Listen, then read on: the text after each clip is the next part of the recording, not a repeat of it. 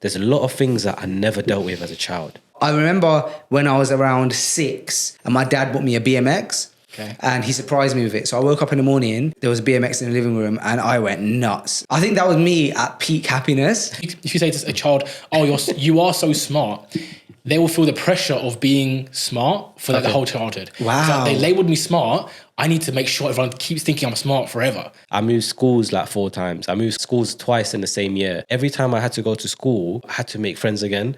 And I'm struggling. Every time I move school, I've lost that confidence. Wow. That probably has really affected you in life, being hit by a motorbike so early. I don't think, you know what, I actually don't think it did. Tell me something about your father that you didn't appreciate until you became older. Sometimes I'd come back with him and he could see on my face that I'm a bit scared and lift. And he used to say to me, like, you can't be, like, scared of things. You can't be a coward. When was the last time you cried? The last time I cried was...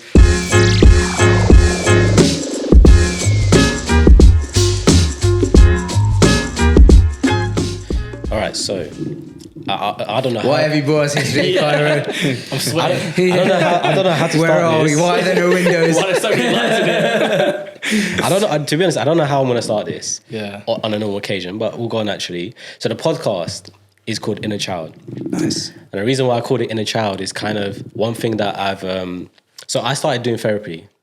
Okay. And in the therapy sessions, I've noticed like we talk a lot about my childhood and why I am a certain way today and certain actions, which kind of gave me the idea of talking to guests and finding out what they were like as children and what their lives might have been like and how it kind of shaped them today. So you think you could take one therapy session and become a therapist? No, disclaimer, but I am not a therapist. I just love the idea and I thought, you know what, let's just see what kind of interesting conversation. Because you know what, it's true. A lot of us are the way we are because of how we were brought up or our environment and, you know, traditions in our cultures and all that stuff. And it shapes us all the way we are today. And I thought, what's a better way of kind of like diving deep into your life than, because it's easy. Like I can just ask someone, so tell me about you. How was you as a young child and how did you get to this point? How do you find success?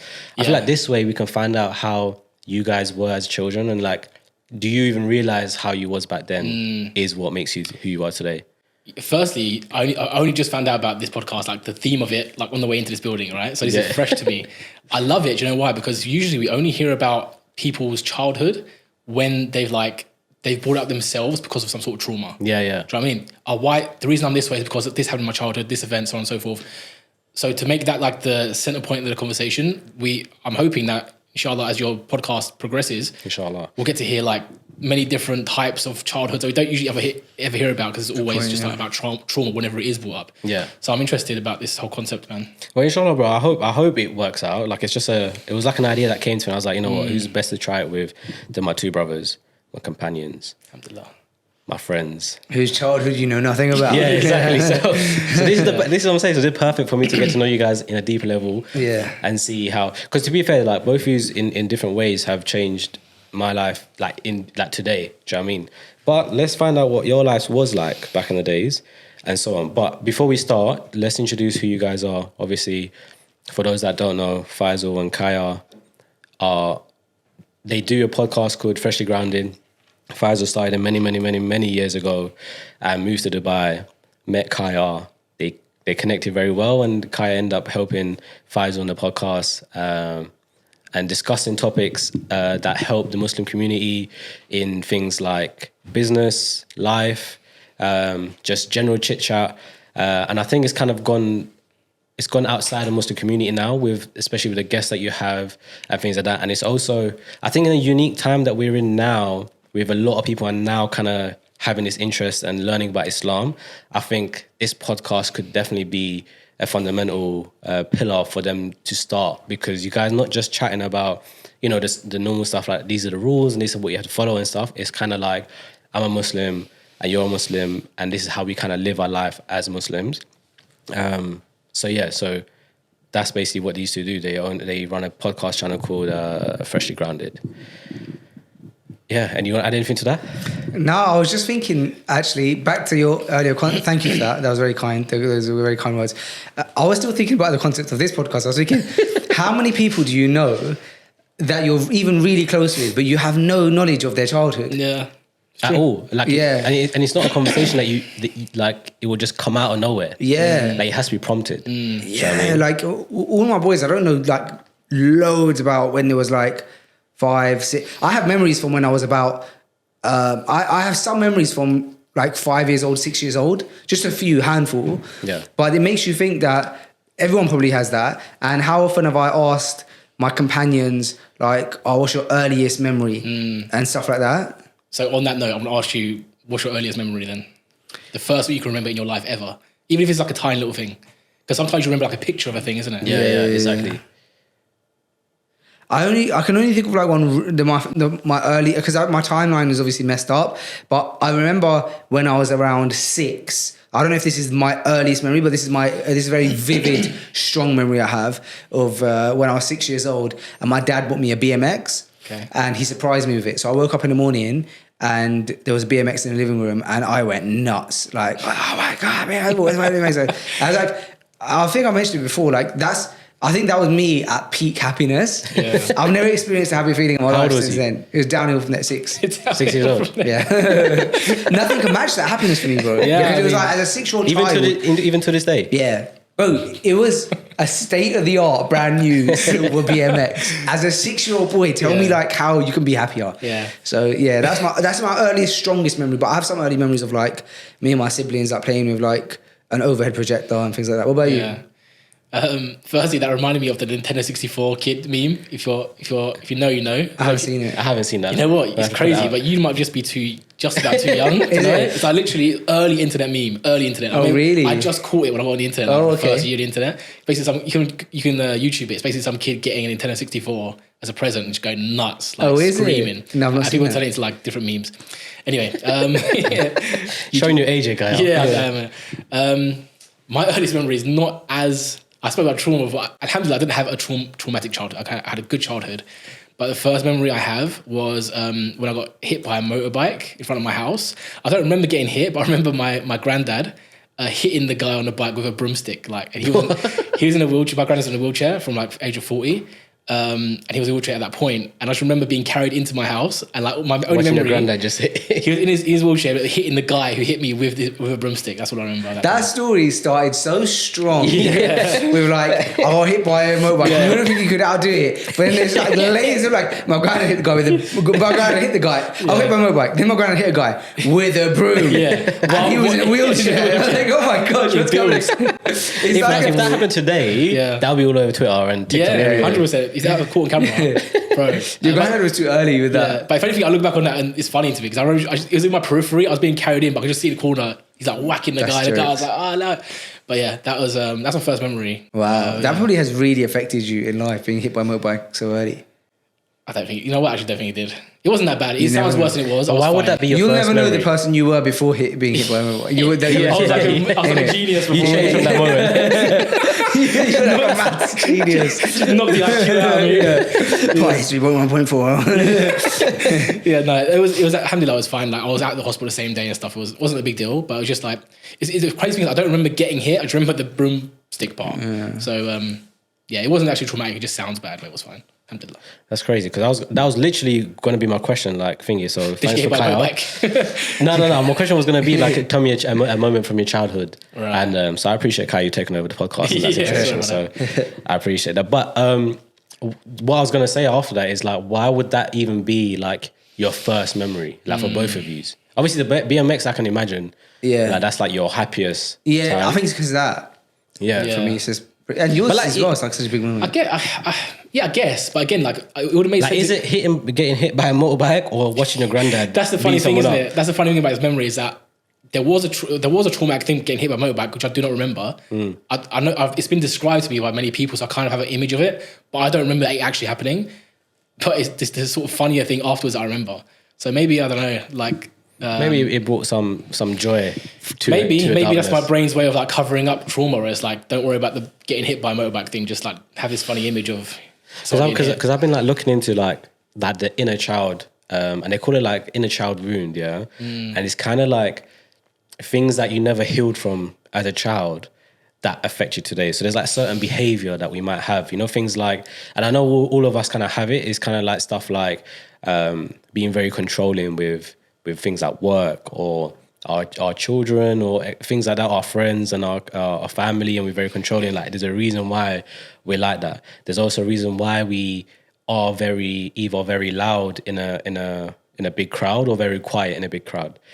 And like, so do you guys feel like there's like a inner child wound that you guys never addressed as a young child that affect you today and you don't realize? But me asking this question, is there anything that comes to mind? I don't know, because I do think about this inner child thing often, and I think I know that therapists ask it a lot, and I know that people like reflect on their childhood and try and figure out what happened in their childhood and how that relates to the person they are now. And so, but my opinion on it is a bit odd. I do think that there's some truth to it, but I don't know if sometimes people look into it too much. I don't know, because I have no science to back my thoughts. No, right? Listen, if our therapist says it's correct, it's correct. Yeah. No, I think there's definitely validity in it, but I don't know. Like, I can't think when you ask that question. Is there anything like from an outside observer? Yeah, like you being the funny guy. Yeah, because I've also noticed. I don't know, Kaya, if you can back me on this. Yeah, but I've noticed like even when you're super tired, you still seem to have that energy to be funny. Does that make sense? It's like when you're really full and you still have space for dessert. Yeah. But when we get back in the car, you're finished.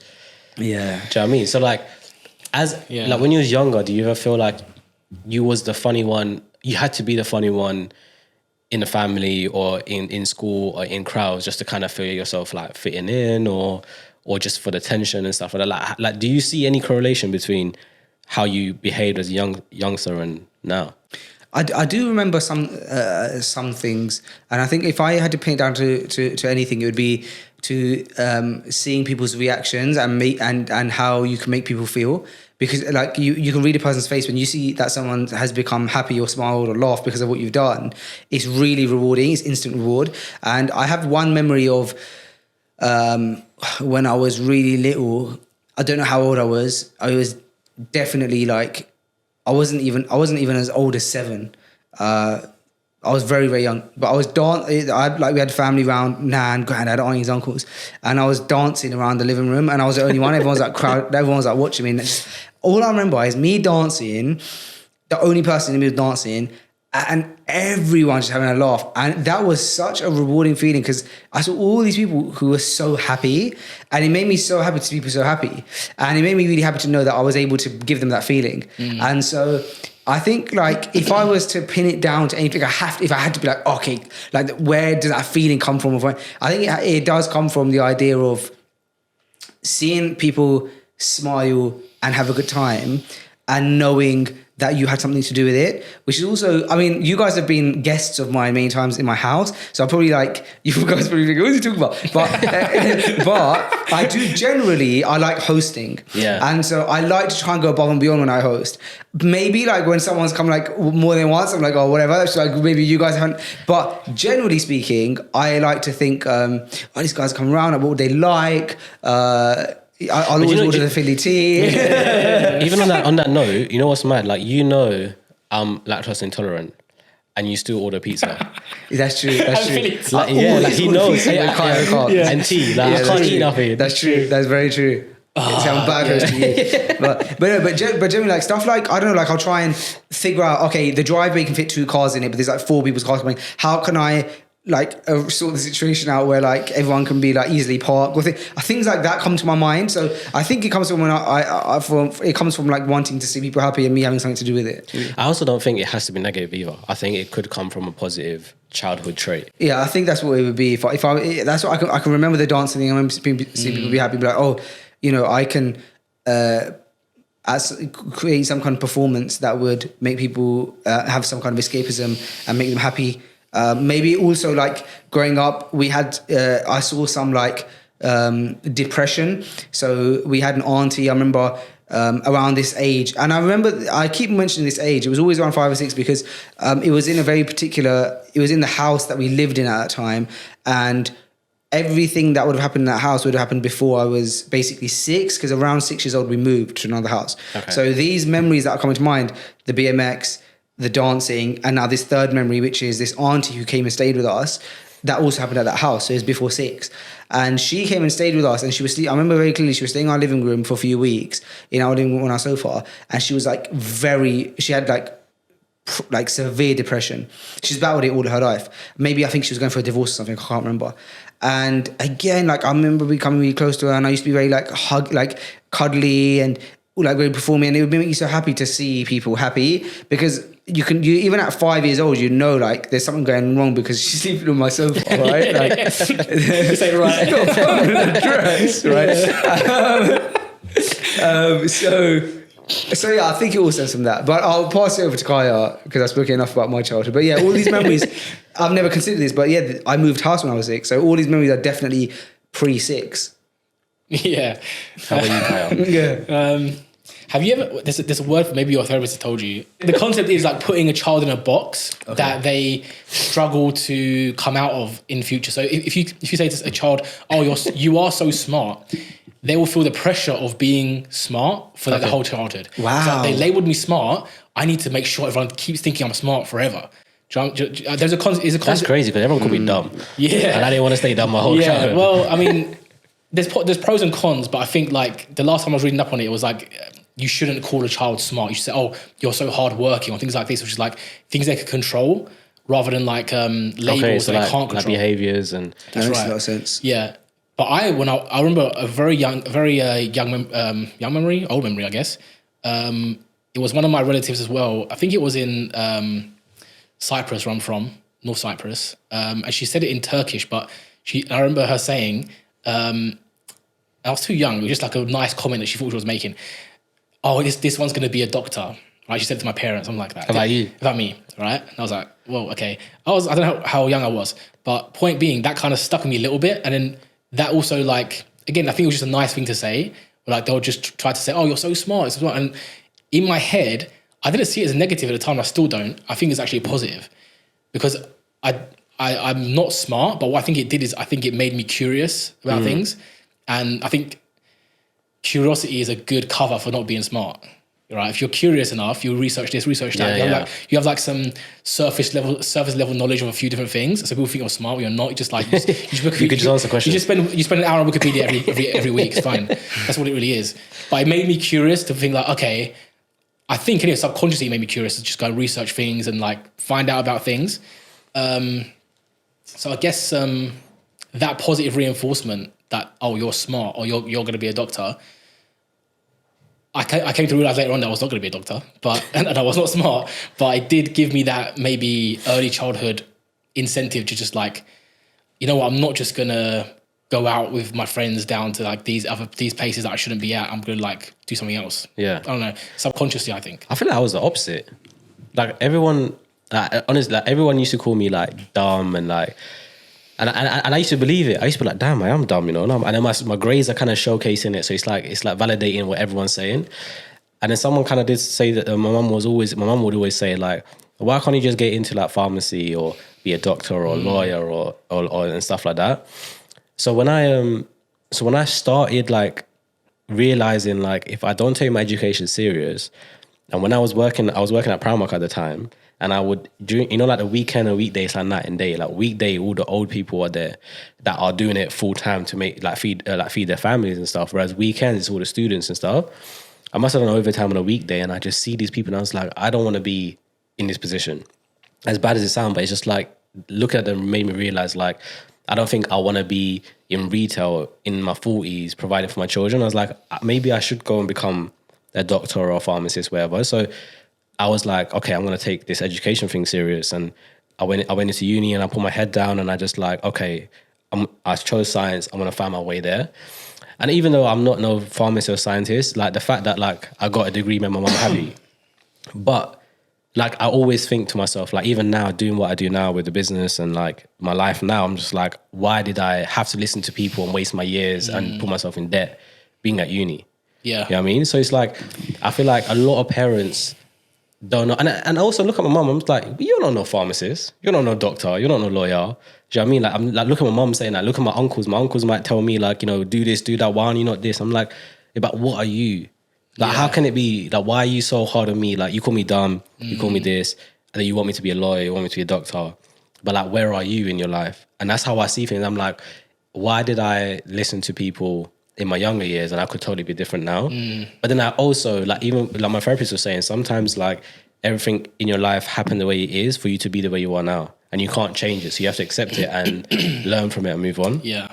I think most definitely, like, people do project their insecurities onto people who they think have less power than them, and more often than not, that's a child, because you might be the weak one in your at work, amongst your colleagues, your families. You got insecurities with those people, and so you want to kind of take it out on someone. And an easy target is your nephews, your nieces, and stuff like that. And I do think that naturally people will pass their insecurities onto us. It could be like, but you guys are fathers, right? So do you guys feel like unconsciously? Do you guys kind of do that to your children? Like, oh, you're gonna be a doctor one day, or you're gonna be this one day. You guys feel yourself saying that sometimes, and catch yourself? No, so I definitely stop myself from like putting them in a career box, like doctor, this or that, because I think that's going too far. But like I said before, the whole like, oh, you're smart thing, for me, I think it was positive. I don't know. Yeah. Allah knows best. But I think it actually was a net positive for me, even though the research says otherwise. So I don't shy away from saying, oh, you're so smart for doing that. But I do try to like lean towards, you tried really hard at that. You're hardworking. You're this and that, so they can have like things they can change. But I don't like the concept of like saying, oh, you're going to be a doctor, you're going to be this, because I think that does set like a very specific goal for them that's linked to me, and it's like if I don't do that, then I'm disappointing my dad. Do you know what I mean? And that's unfair, man. Yeah, I think. How about you? No, I think that. I know they're very young, like both your children, but like, do you kind of find yourself? You must be a doctor, like start 1 years old. Yeah. My son just turned 4, so like now he's at that age where he speaks a lot. My 2-year-old speaks a lot as well, but my 4-year-old, I think I can have conversations with him now at the same age as Kaya's daughter. So you can actually start having those, not conversations about career, but you have conversations where you understand them, they understand you, and you can speak about bigger things. I think right now, like as a father, I'm optimizing for discipline, and and I say it for a reason. It does come back to my childhood.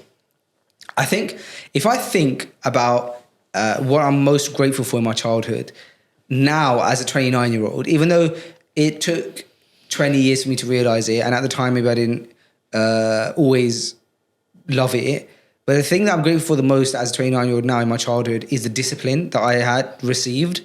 And alhamdulillah, I was never like beaten or like had a really rough lucky you, man, disciplinarian parents, but my parents were very disciplined with morals and ethics. So I mentioned before on a podcast that like me and my siblings, we were never even allowed to say shut up to each other. It was like a swear word in our house. And I'm really grateful for that, because now if someone even, I've never even said it shut up to any of my friends. And so, and I'm proud of that. Like it almost is a bit sharp hearing that. So that's like one of the things, rolling eyes. My mum growing up, like she would lose it if you rolled your eyes at her. Yeah. Always just roll your eyes in general. Don't roll your eyes at your brothers or your sisters. And so my mum was very disciplined with things that were morally and ethically correct. And so I try and do that to my children, because I'm really, really grateful that as a 29-year-old now, I just have a habit of never rolling my eyes, never like tutting at something, never telling someone to shut up, asking questions. My mum encouraged asking questions.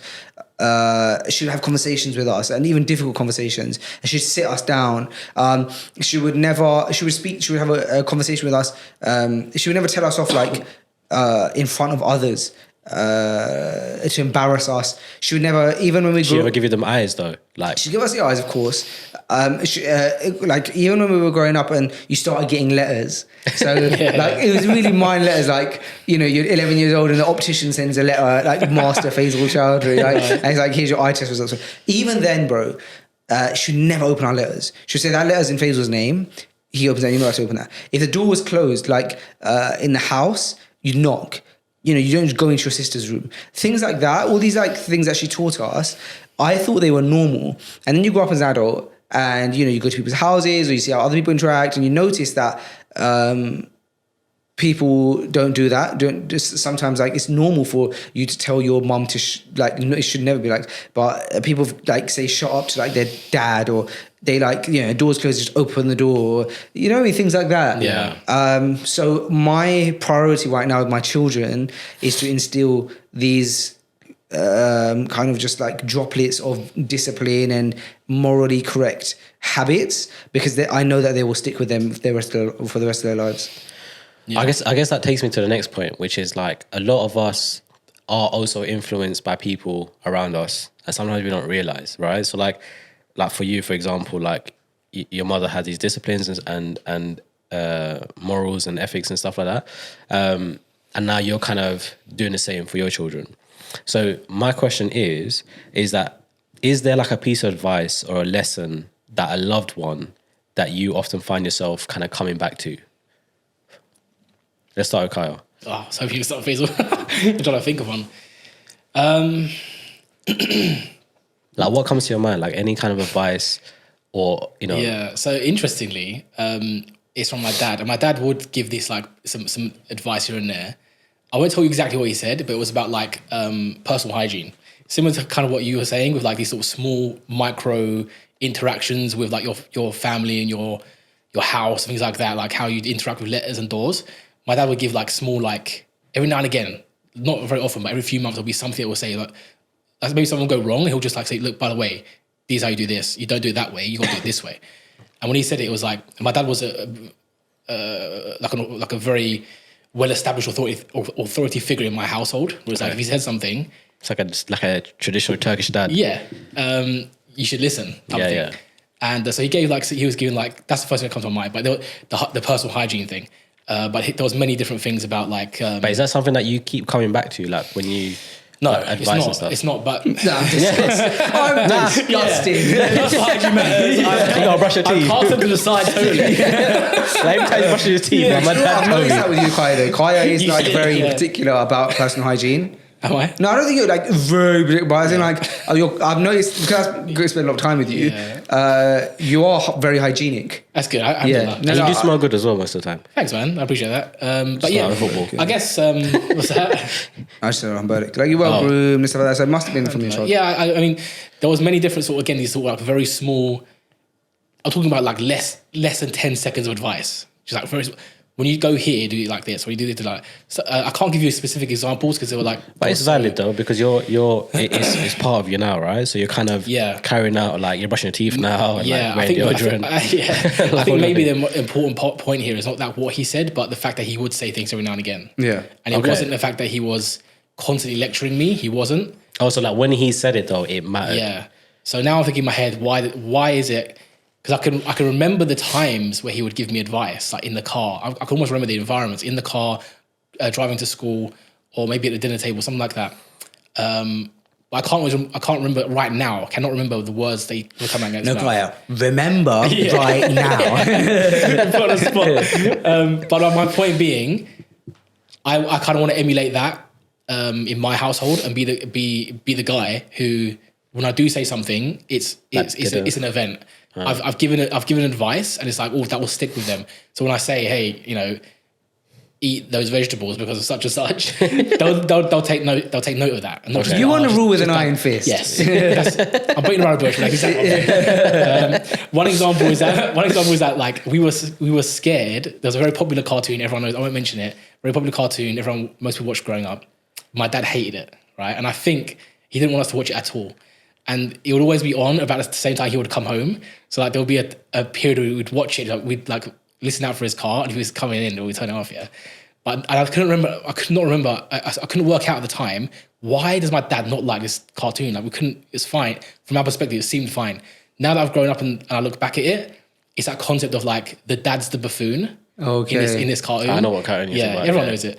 Dad's a buffoon and is constantly like shown as being an idiot. Right?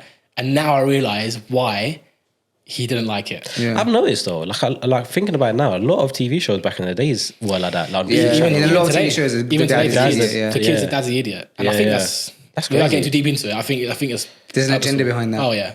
He's probably got a lot of like That's interesting. inner child wounds that he hadn't dealt with. And it's hitting him now. Have you got a piece of advice like that you keep coming back to? Because I know, like, I've heard some stuff that you said, so be interested to hear him again. Yeah, definitely. There's one that comes to mind instantly, which is my granddad, who I had a great relationship with him. And he used to say to me all the time, he just used to repeat only one thing my granddad's ever said to me, actually. He used to say a lot to us, to me specifically, that you have to have willpower. Okay. And like this idea of not being a coward. And it stemmed from... But what does that mean though? Like, you must have willpower. Okay, so first, well, it was linked to a few things. One of the things is that he used to live in a really like he used to live on the 8th floor of a bit of a dingy flat. Non-luxury. Yeah. And so sometimes at night time, like going in the lift to the 8th floor is like, and the lift smell of like urine and stuff, and like, it would be a bit scary. So sometimes I'd come back with him and he could see on my face that I'm a bit scared in the lift. And he used to say to me like, you're going up, you can't be like scared of things. You can't be a coward. And it's just like, you got to deal with it. You're going in the lift kind of. So that was kind of where it stemmed from. But he would also say a lot, kind of like adding on to that just generally in life, you have to have willpower. You have to have strong willpower. If you do something, you see it through, you have to do things in a kind of ballsy way, and you have grit. And he would often tell stories about his life. He obviously had a life where he came from Pakistan, and it wasn't easy for him, and he was working in a factory. But the end result is that he made it work. You know, he's had like 4 kids. He's like, you know, I don't know how many grandkids, and alhamdulillah, things worked out. Alhamdulillah. But his sentiment, I suppose, is that it wouldn't have if he didn't have that willpower. Because there's a lot of people who I think like in the 60s when he came over, who also came over, but maybe us, like the generations down the line, they're still struggling. Yeah. And maybe he saw that amongst his what's the word, like peers. But he if he lost a job, he'd get another one, and he'd figure things out, and he'd have side hustles. You know, he'd work at the factory, but on Sundays I remember we'd go with him to Hyde Park to sell his paintings. He used to like calligraphy. And he got to the point where he like, when Muhammad Ali became Muslim, he requested my granddad a custom calligraphy piece for my granddad. My granddad went and presented it to him and stuff like that. So he got to the top, yeah. And we got pictures of my granddad, Muhammad Ali and stuff like that. And that kind of is a real success story in my eyes. So sometimes I think, but my dad is the same, bro. My dad, again, came from Pakistan. And, bro, for his peers still, my dad like will translate their documents, or like if they need like documents filled out, DVLA, whatever, he'll like fill it in for them. Right. But they came over together. Whereas my dad, alhamdulillah, like fluent in English.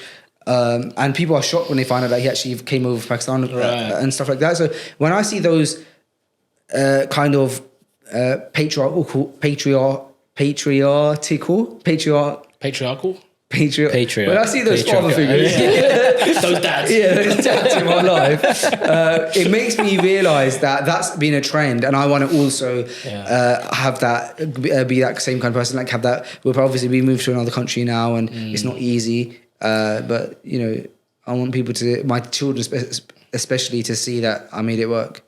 Yeah, to piggyback off that, like I think like setting the example is probably more important than like, because you asked about like a specific advice. I don't look back at my childhood and like look for advice much, because maybe there wasn't anything that stood out. What stands out for me all the time is how hard my dad was working from when I can remember until today. He's still working hard, Alhamdulillah. And I think from that, like, if anything, I just learned work hard. You'd go to work. Sometimes we'd visit him at his office or his dry cleaners at one point. You could just see this guy's grinding, like sweating, running here, running there. He'd come home, paperwork until late, up in the morning early, out. And that leaves a mark. I think more than the fact that I mentioned when he spoke, I'd listen type of thing. That's true. But the biggest mark was like his actions and his like everyday habits. And as Faisal was saying, like this grind mentality, you know, tenacious mentality. I think that's what I think that's what's important for a young adult or even a child, is like people around you is like, a lot of the times you might speak to them and you might not think they understand, but they understand it the way they understand it. Yeah. So like it goes to them a long way. Like I remember things from my childhood. I'm like, if I heard that now, I'd understand it differently. Yeah. You know, even being around you guys back in London, just like you guys and your actions and like the way you guys were talking inspired me to, you know, like start praying and like learn about the religion and like be a bit more better with things. And I think that goes all the way down to being a child. But look, Oh no. yeah. It's like, what's he getting out of his Yeah, bag? to get nervous, man. Did you know what the first thing that came to my mind was? You guys will find this really weird. The first thing that came to my mind is you got a lizard in there? What? Why would I have a lizard? That's definitely wrapped up with some child trauma right there. No, because I saw an Instagram reel today of some guy who had a pet lizard and it was like the size of a crocodile in his house. Nice. So that's like stuck with me today. It's like, I'm gonna show you guys his reel. Yeah, you It's should. mad. The guy's Instagram account is like my pet lizard or something. This is my camera. Relevant. So this is called the Freshly Grounded D game, right? So this is Faisal's game that Freshly Grounded released. I don't know if you want to talk about if it's still there or is it coming back or what's going on. First of all, thank you. I didn't know this wasn't planned. I didn't know that you bring this game out, but yeah, we basically created this game when COVID happened. We felt like there was a need for conversation and for people to put their devices away and have in-person connection when they, this is as we were coming out of lockdown. And so we created this game. It's, I think, 100 questions or 60 questions or something. I can't remember now from when it was a few years ago. And a lot of questions. And the questions that kind of are built to help you build a connection with your loved ones, whether it's your children, your spouse, your parents, your friendship circle. The questions relate in all of those aspects. And some of the questions are just like really chill and relax, and other questions even have a bit of an Islamic tone to them, which you might see. So yeah, thanks for bringing them out, man. No, man, because they come back in stock. They're coming back in stock. Yeah, they're coming So back in there you stock like literally any day. We're just like waiting for. I don't know when it's coming out, waiting but at the door for the postman to arrive with our Inshallah. 8,000 Well, hopefully when this boxes. episode comes out, it'll probably be already out. Inshallah. Inshallah. So if it does, I'll put the link in the Thank you, bio man. if I have anyone who are listening and buying. But I played this game with my family, and it changed the dynamic in how we speak in our family, especially with my mum.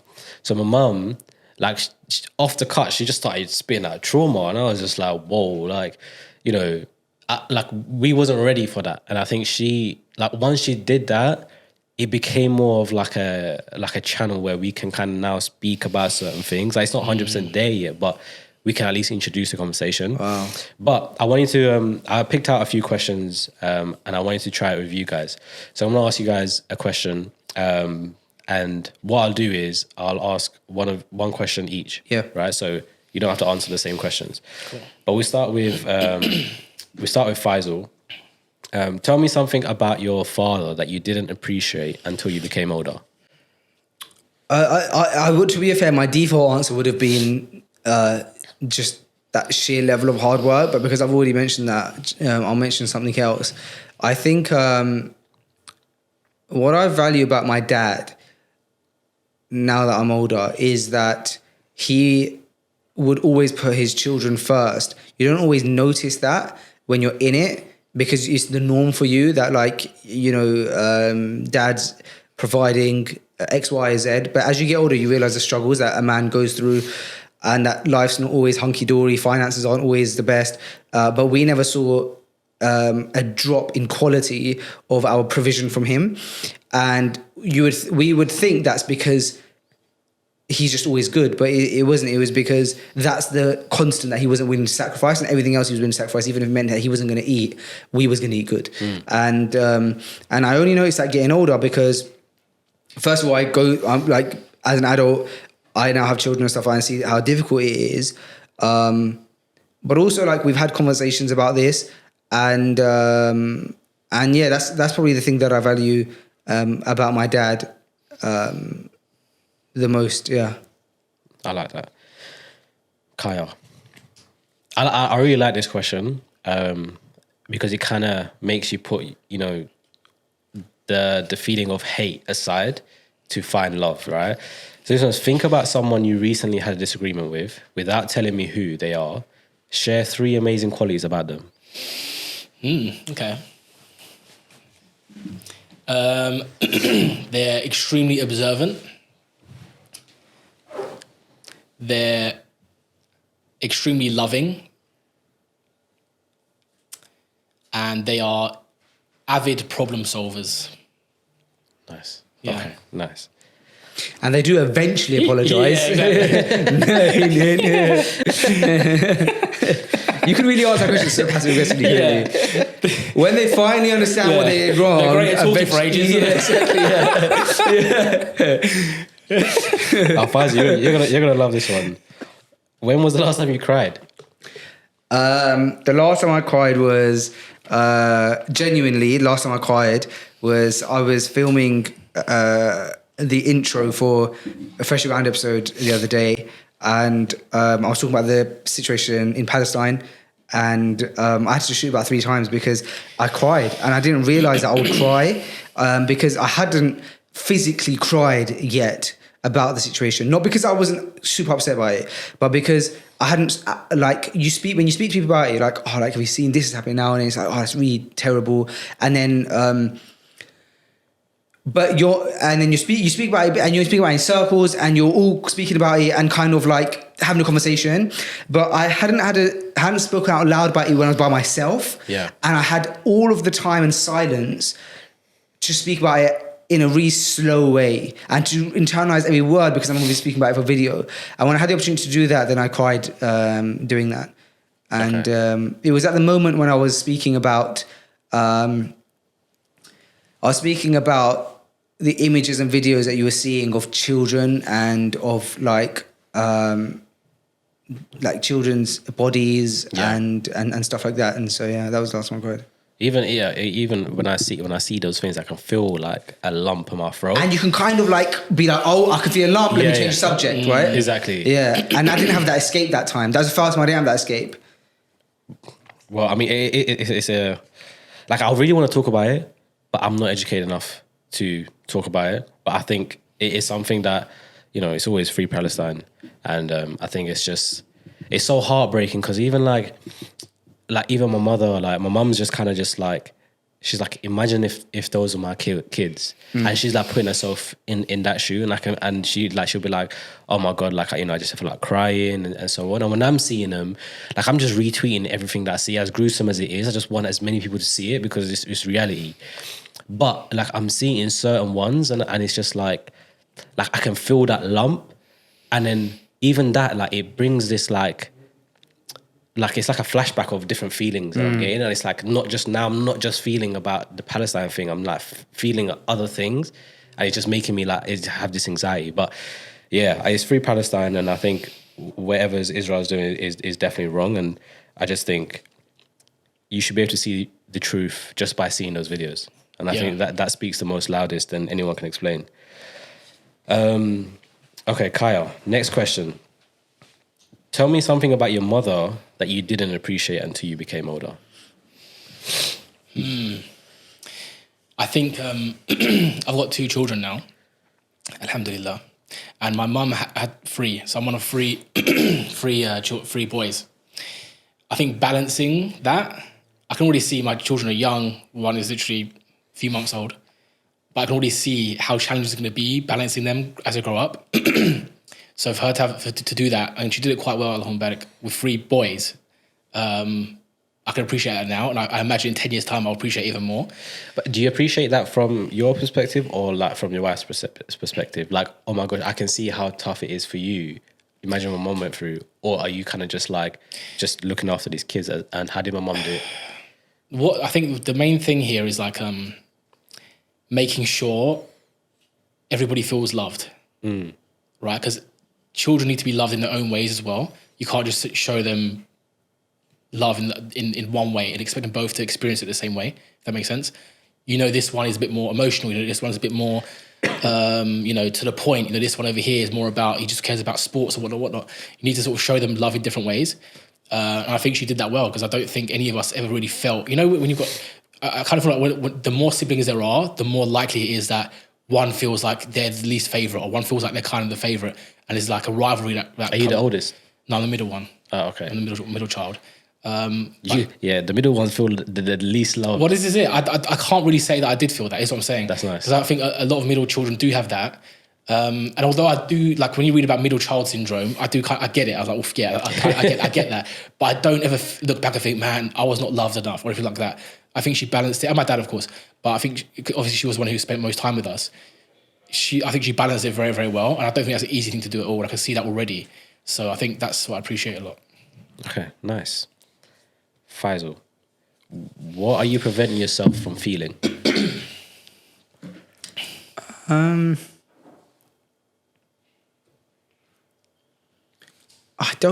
think I'm quite good at understanding my emotions and what I'm feeling. So I don't think I'm necessarily preventing. What was the question? What am I preventing myself from feeling? Yeah. Yeah, I don't think I'm necessarily preventing myself from feeling something specifically, but I would say that I'm working on feeling overwhelmed less. Okay. So I'm trying to prevent myself from feeling overwhelmed, I guess. From what? Like work or? Yeah, from work and all the responsibilities. And the reason for that is because I know that I'm the one who is, I have these responsibilities. And so if I feel overwhelmed, I'm not going to be my best self to my kids, to my wife and stuff like that. So even though I'm not like trying to prevent myself from feeling it as in, I've got this feeling and I'm trying to block it, I am trying to prevent myself from feeling it as in, I'm trying to become better at battling that. Okay. Yeah. And for what it's worth, Alon Barak, I think in the short time I've known you, I can see that you've succeeded. I appreciate that. Alon Barak, yeah. Thank you, man. Yeah, I want to talk to you about something, both of yous. Well, But after this last Get question, nervous. what's your favourite struggle, Kaya? my favourite struggle. That's a crazy question. It is a crazy, but that's deep. My favourite struggle. I guess it is this concept of like growth in general, both in the dunya and akhirah, right? We're trying to grow our careers. For those that don't know what dunya and akhirah is.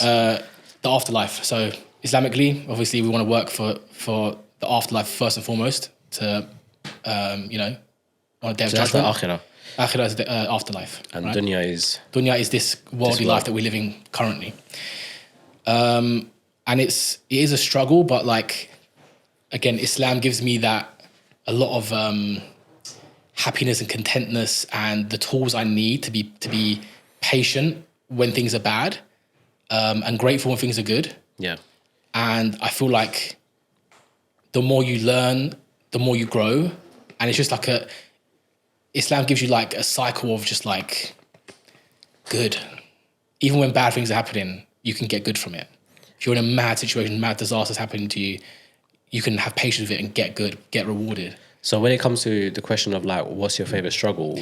I guess just like life in general. That's what I'm trying Life's to get. your I guess favourite- like, your favourite struggle. yeah, because what I'm saying it impacts every part of your life. So raising children, this you can have highs and lows. Your marriage, you can have highs and lows. Your career, you can have highs and lows. When I think about what am I doing for the next life, I'm gonna have highs and lows. But the good thing is, Islam gives me the tools to make even the lows really their highs, and so I can try and build more. If that makes sense, in this life and in the next life, I can try and build on top of that and grow. Even though I know I'm really doing a bad job of both, right? So it's kind of like you enjoy struggling in life because you know it brings you closer to God. Inshallah. Or like God's got answers for everything and you're kind of just learning new ways to deal with things. Is that what it is? Yeah. I guess I'm trying to sum it up in a sentence. I haven't really thought about it until you really just said it like that. But I guess once you do understand like what our purpose here is, it makes it very, very clear, and you know that you're going to get trials, you know you're going to get tests, you know you're going to have those lows in life, and so all you've got to do is what you can do in those situations. You be patient, you be grateful, you do what's Islamically required of you in those times, and then you just have to just like get through that and get to the end, which is death in this sense. And that sort of journey is a struggle. It's not easy, but I feel like, again, Islam's giving me the tools I need to do it. And so it's like, it's my favorite struggle, you said? It's my favorite struggle because it's a struggle, but what other struggle do I have that's as good as that? Like, following Islam to the best of my ability and trying to grow in that and grow in this life at the same time. Yeah, you can't put anything above that. I agree. I have one last question from a special guest. I mean, from a special person. Okay. Really special to one of you I guys. thought I was going to walk in like... I wish. They're based in London. Mr. Blobby walks in. Yeah, exactly. Yeah, is it so special? Yeah. Yo, I wish. This person's in London. Okay. He has asked a question to both of you guys. Okay. Right? And I'll tell you who asked the question after you asked the question. If you can go back in time with the knowledge you have now, what would you stop your younger self from doing? You want to go first? I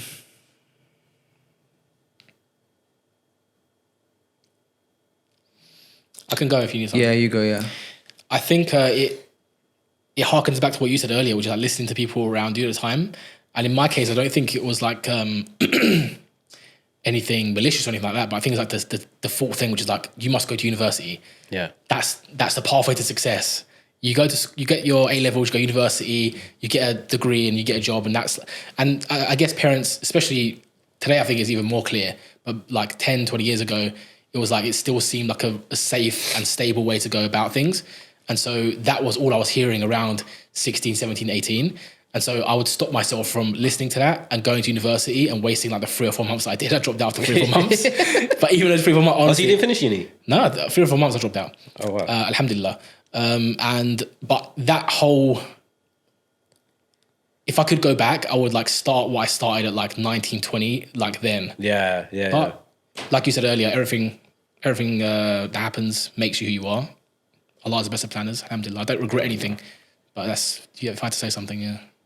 Yeah, if I'm honest, the reason I'm struggling to find an answer is because of what you just said, which is I don't really regret anything. Obviously, I have loads of regrets in my life, but because I know that how Allah decreed my life to go, I'm content with His decree. So that's why I find it a bit difficult to answer. But I'd probably say like knowing that's like now, right? With your both your mentality now. But let's say you just knew younger Faisal was just about to do something stupid or think something stupid. Yeah. What could I do? Like, what could I say to him? Like, don't worry, it's gonna be fine. Like, what would you say to the younger self? Okay, I would say to him to make decisions with confidence. Because I've always been indecisive, struggled with indecisiveness, and I've also sometimes struggled with confidence, which sounds weird. But when I have struggled with confidence, when I've done things with confidence, they've worked out all right. So sometimes confidence is that little inch that makes the biggest difference. And I kind of always think about a free runner who's like jumping from one building to another with like nothing attached to him. And I think that person is only doing it because they're so confident that when they jump, they're going to make it to the other end. Otherwise, they wouldn't do it. And now imagine if they did that jump, but for a second they doubted themselves. Like that's a life altering like thing, right? Like they could die. Yeah. They're like fall through the gap. So I think to myself like, I want to make decisions and do things with that level of confidence, knowing that I will make it to the other building.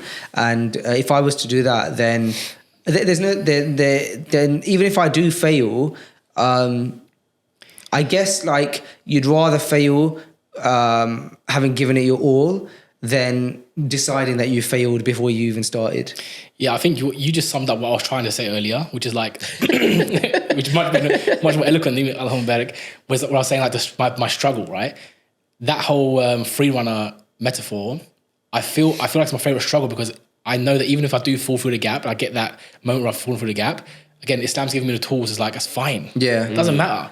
There's a safety net just underneath. Yeah, even if everything collapses and Islam's given the tools to be fine. And not just fine, but to get good deeds from that situation. Yeah. So what's the problem, really?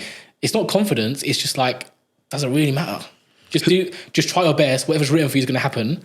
You try and get to that building, confident or unconfident, you fall through the gap, calm man, like have sabr with it, have patience with it, and keep it moving. That's kind of why I feel like I said, Islam's giving me the tools to like just go about life. Yeah.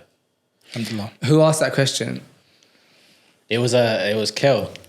Okay. Yeah, My brother. Yeah, your No brother. way. Yeah, I reached out to your brother, but he didn't reply back to me. So he's Was it busy. yesterday? No, I messaged him today. To be fair, Okay. and he does take like Nice. 3-4 days to reply back Yeah, to me. yeah, So I tried, but That's a good question. I got Bring up That's a good Karen. question, yeah. Karen Yeah. gave. Nice. How did you have his number? I got his number. What do you Wow. mean? Guys, We became You're friends when he asking came. Cairo has got someone's number. This guy is Yeah, this Mr. guy's Network. Mr. Network. Yeah, true, it's true. No, when he came, we exchanged numbers. Yeah. Nice. And There's so many that people who thing. I've met through you, yeah. And I actually wanted to get their numbers, but I just don't get a number. But I need to follow take a leaf out of your book and just like get people's numbers and like Yeah, actually you keep need to contact keep with them. I'm those not numbers. good at that. Bro, the best thing to do is just be like, if I haven't got a number, I just kind of like put it out there and say, yeah, like, I'll get it off him. Yeah. If they say, yeah, do that, then I might go do that. Yeah. But usually I just be like, look, whatever it comes to with socials, email, number, whatever it is, I just try to get a form of contact. Yeah. Usually nowadays, like a lot of people put their phone numbers in the email signature. But in the UAE, it's so easy. Everyone's on WhatsApp. Yeah. Very easy. But one thing I was going to say is, and this is something that I've noticed like myself, is like I have this one trait that I had from young, right? And it's followed me up until now, and I never managed to like control it. And talking to my therapist and stuff, like I've noticed like it's a reason why I make a lot of decisions. Some are good, some are bad. But that trait is, when I was younger, right, I had no fear. So basically, someone taught me this, right? They said to me that your death is written, right, by God. So whatever you do or don't do, if your time is up, your time is up, no matter what.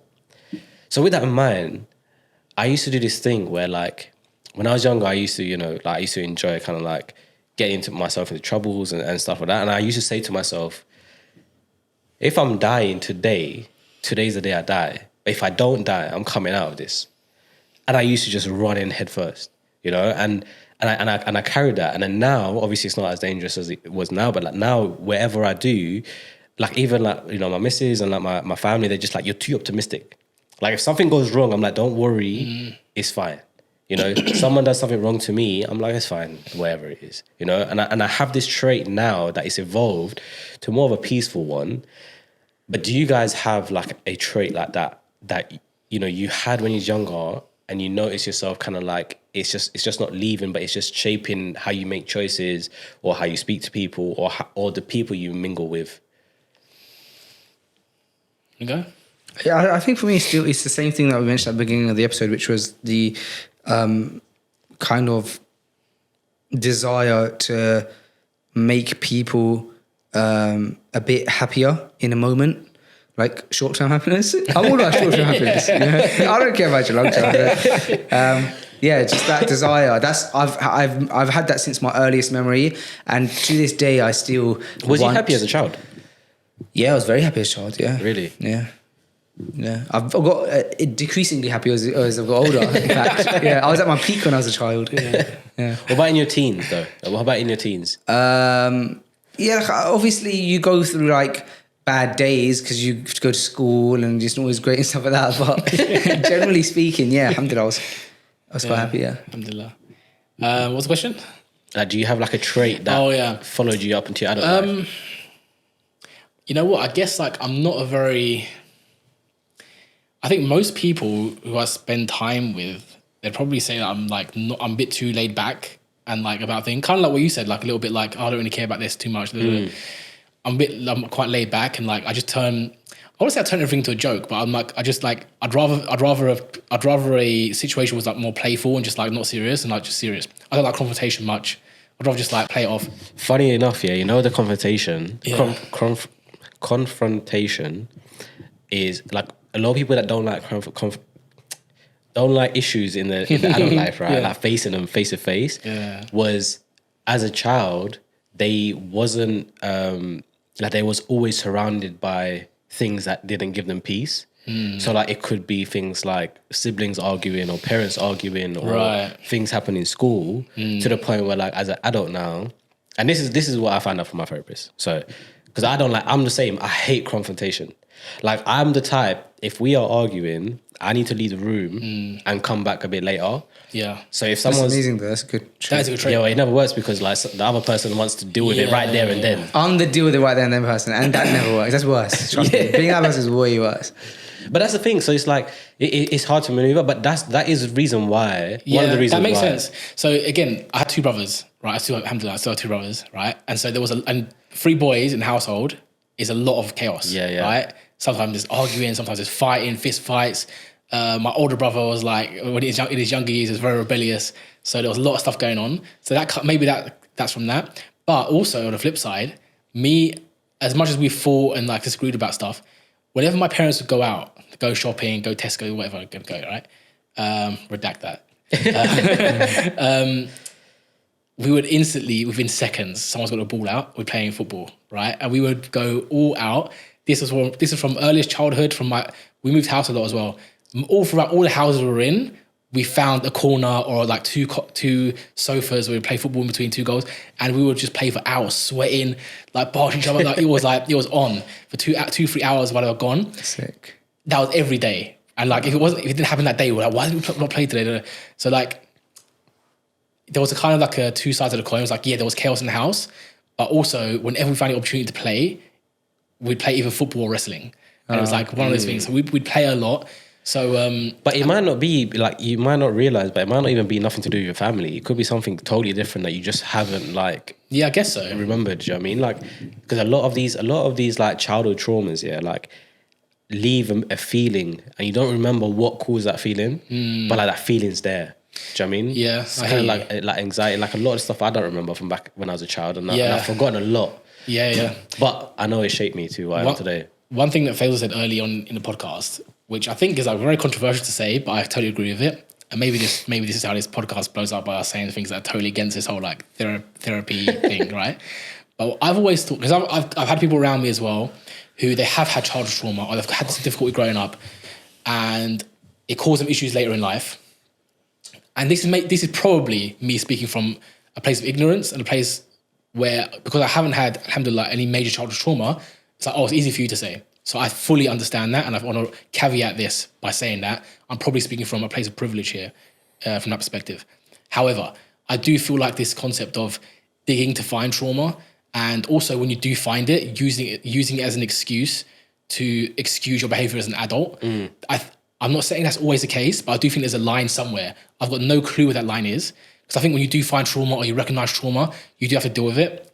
But I do think there's a line somewhere where it's like, after 10 years after you discover that trauma and you've spoken about it and you've been through it with professionals and family members alike, and at what point is that line drawn where it's like, okay, now you must turn that on its head. You've got to use that in a positive way instead of using it as like a scapegoat in your life. Yeah. Again, I've got no clue when that line is, or I think that's what it is. Like for me personally, right? So like there's a lot of things that I'm like worried about. Yeah. Right? Just my behaviors, like the things that I do, things I say, the way I act when it comes to problems and things like that.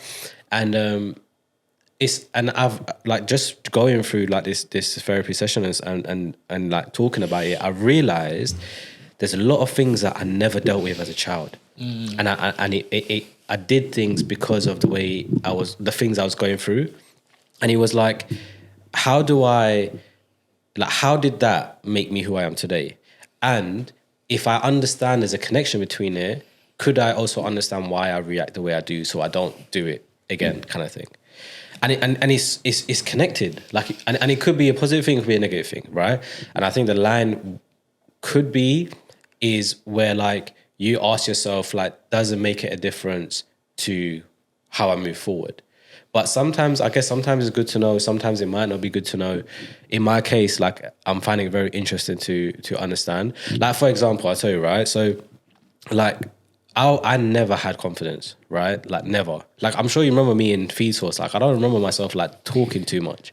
Like I would just be there and I would just kind of be. But it worked in your favor because you had this like elusiveness about you. Yeah, I know. Yeah, you guys said that a lot. But like, look at the way I was then and look at the way I am now, right? That confidence I kind of just like grew into. But before that, I moved schools like 4 times. I moved schools twice in the same year. I moved houses many times. I moved location. So every time I had to go to school or started a new school, I had to make friends again. And it got to a point where like I was like, if I make friends, I'm gonna have to leave, and I'm struggling. Every time I move school, I've lost that confidence slowly, to the point where like I didn't have that confidence. So when I went to my final school, my first 2 years, I remember like I just didn't have the confidence. I was a quiet kid in the back of the room, just kind of like, you know, big ears and like just doing his work and stuff. And then in the flip side, like what I would do though is when I'm around my family, I would do the most.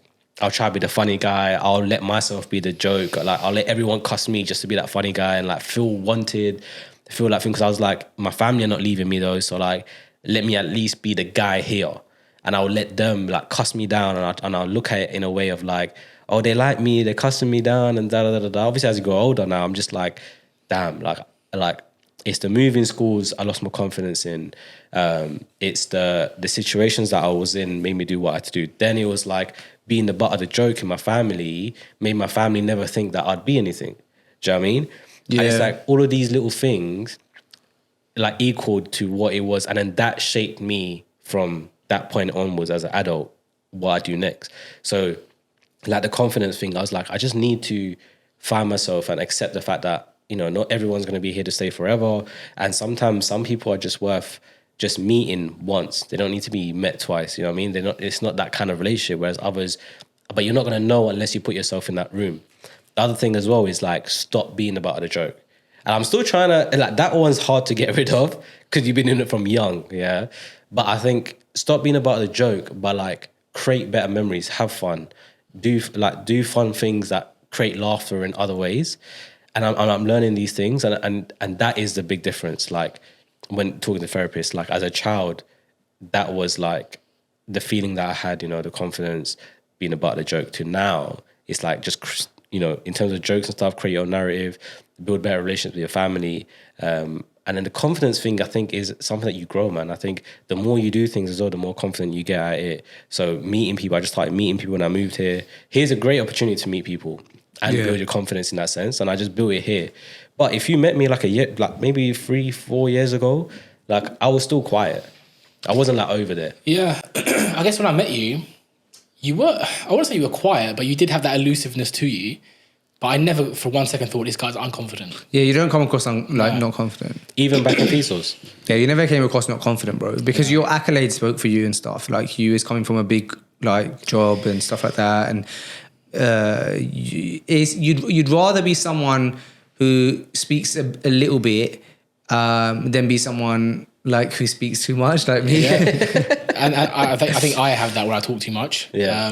That can work in your disadvantage way more. 100%. I feel like when you, and I'm trying to remember when I first met you, those first few times I met you, yeah, you weren't like the first person to jump in to say something, but when you did speak, the words and the way you were speaking didn't sound unconfident. It was just like you were waiting to say something when you had something valuable to say, basically.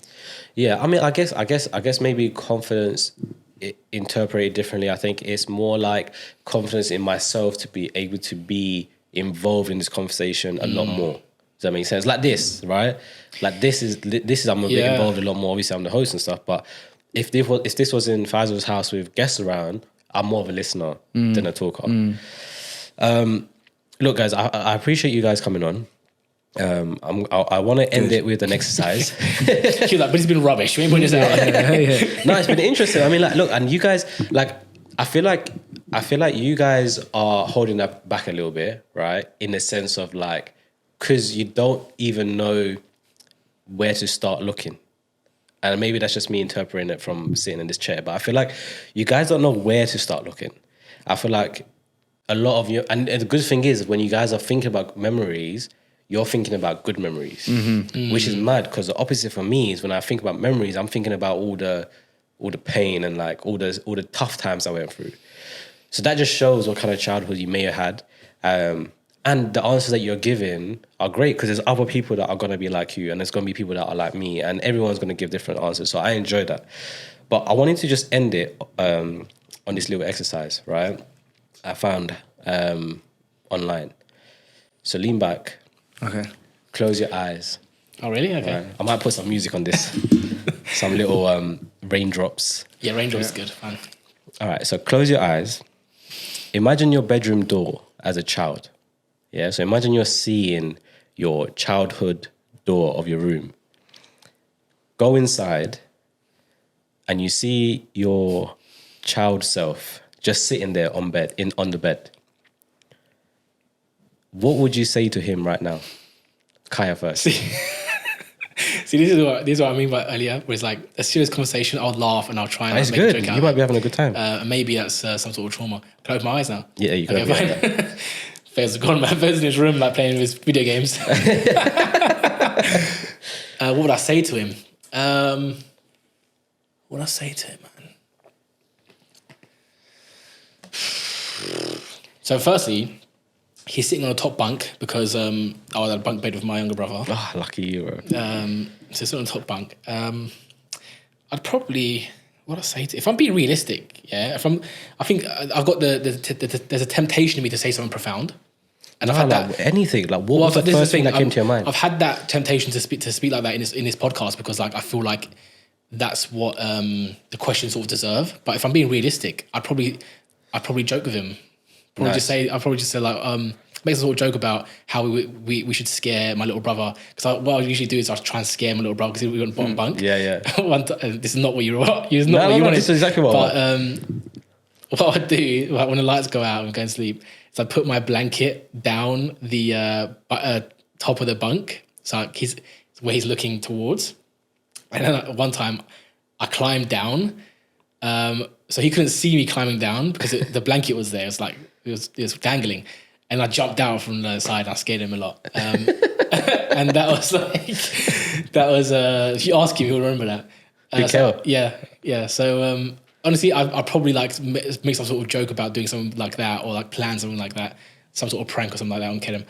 That's probably what I do, man. And I know that sounds silly, but I'm just being real. That's the first one that comes to my head. No, I haven't got any. And again, alhamdulillah, maybe this is just a case like I didn't have any mad trauma that I was dealing with at that moment. But I guess I would just like laugh and joke with him. And maybe there's something in there that I'm not quite seeing as well. Why am I laughing and joking with this kid when I could give him some advice? Why was the first thing I did joke with him when I was like, you're meeting, I'm thinking like 15-year-old me at this point. I'm 31. Why is my first instinct to laugh and joke with him and not like say, oh, there's limited time, make sure you do this. And I said I'm trying to joke about a prank or something like that. Maybe there's something there, but I'm just being real. And I'm resisting the urge to say something profound when it's not what the first thing that comes to my mind. Nah, it's always about the first thing that comes to your mind. And I'll try to explain like the reason why. But Faisal, let's hear your one.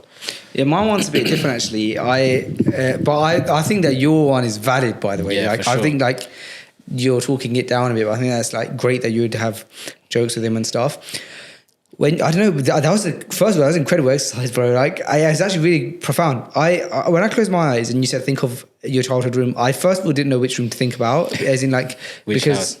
we had two houses in our childhood, I guess. Like my first house until I was 6, and then our other house.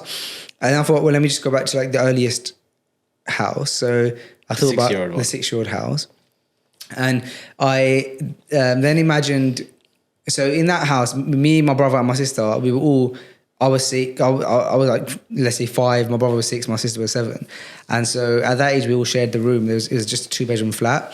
And I saw myself sitting upright in the bottom bunk and kind of like hunched over, like deep in thought. And when you said, like, what would you say to him? The first thing that came to my mind, which sounds so cliche, is you're good enough. And for some reason, the reason I came to my mind is because I thought to myself, like, I'm seeing a kid who's like thinking about how can I impress people or like entertain people and things like that. And the thing that came to my mind was, you don't need to try. You're already you don't need to try. Your personality and your natural vibe is good enough. You'll connect with people just fine. You don't have to try and connect with people. And the more you try, the more fake it's going to be. Like, don't overthink it. You obviously love people, and that in itself will resonate. You don't need to like rack your brain as to how you can make people feel happy or something like that. Don't know why that came to my mind. 5-year-old you would reply, what? Yeah, I'm good enough. yeah, exactly. Yeah, Mine's not Victor. I've got a BMX every day. I'm fine, mate. yeah, exactly. Yeah. The reason why this exercise was really good is because it helps you understand what your relationship was with yourself as a youngster, and also if you was to also see another 6-year-old or another however old you was in that thing. Well, sorry to interrupt you. One thing interesting is that you thought of a you 5-year-old. thought 15-year-old, 16-year-old. So that's interesting as well. Because you said childhood. Do you consider 15 still a child? It could though. I mean, I didn't mean to but- ask in a rude way. The reason I did that is because when you said look at your childhood door, I went back. So I started moving house at 16 onwards. So for the first 16 years of my life, I was in the same house, and most of the time in a bunk bed situation. Between 16 and like 24, I think we moved like 5 times, something crazy like that. And I guess like most of my memories in that room was when I'm like When you're older, teenager. yeah, So yeah. I kind of saw myself as a teenager, which I do consider like a kid. It's also interpreted in a sense of like that the age and the person that you see there is who you think needs to see you the most, like as an adult. And again, like for your situation, right? Like you kind of had fun with him. There was no advice. There was nothing to tell, which kind of shows like you was content with who you was then, and you miss being that 15-year-old having that much fun, playing with Kel, etc. Right? Whereas for Faisal, it's like you may think Everything went wrong after 6. like I would kind of interpret in a sense like I guess you just see that 6-year-old and think like he's too young to be feeling like Caring this. about that Do you know stuff. what I mean? Yeah, I think so. Yeah. Like just you're good enough, just enjoy like you're 6. Yeah. Do you know what I mean? Because I did the same thing and I went back to the age of 10. And like that 10-year-old me as like straight away I just wanted to go play with like the Power Rangers figures. I had no advice for him. I had nothing. It was just like a Power Ranger figure and I just wanted to play with that. Do you know what I mean? But guys, one more last time, I just want to say thank you for being Thank you, bro. Thank you for having a us, guest. bro. Yeah. And I hope this works out. No, this was sick. I loved it. Yeah. Even if you don't publish it, send me the footage. Yeah, honestly, 100%. Make some reels out of this. Impress some people. Before we go, is there anything you guys wanna plug the podcast? Just the game, man. Yeah, the game's been incredibly successful. It's been played by over 10,000 people, and we wanna. It's been in demand. We at one point even stopped it, and then we reverted that decision, and now we've just ordered another batch of the game and the Ramadan edition as well. So if you listen to this and it's out, go grab it at shop.freshlygrounded.com. Nice. Kyle, you got anything you want to plug? No plug. I'll double up on the Freshly Grounded game plug. It's a genuinely fantastic conversation sparker. Agreed. So we'll plug that. And if you guys want to kind of see more of Faisal and Kaya, You know what's actually interesting about that is this is actually really good. That's really good that you said that. And that's actually just affirmed a decision I've been trying to make for the last few months. Kaya and I work together on a few different businesses, and I said to him, eventually we should set up an investment business that has us both in it. We should call it Fire, like FAYA, because of our names, but also because like our investments should just be Fire. Yeah. that's a good. That's a really good So one. it's a Fire You confirmed it Investments. now. Yeah, Amazing. Fire Well, Investments. look, if you guys want to see Fire, Yeah. both talk more. Head over to Freshly Ground podcast. They post every week. Yeah, we just hit Right. 15 million views as well Wow. on YouTube. Alhamdulillah. And 100k subscribers, right? You're over 100k subscribers. So yeah, go check them out. I'm sure most of you already know who they are, but yeah, amazing podcast. And thanks for tuning in. Anything that they plugged in will be in the link below. Thank you. What else do you put in the outro? That's it. Enjoy. Thank you, bro. Thanks again. Yeah, No thank you, worries. bro. Oh, Okay. that was good. That was really good, man. I really enjoyed it. That was better than the one that we did. way better. That was better than the one that we did.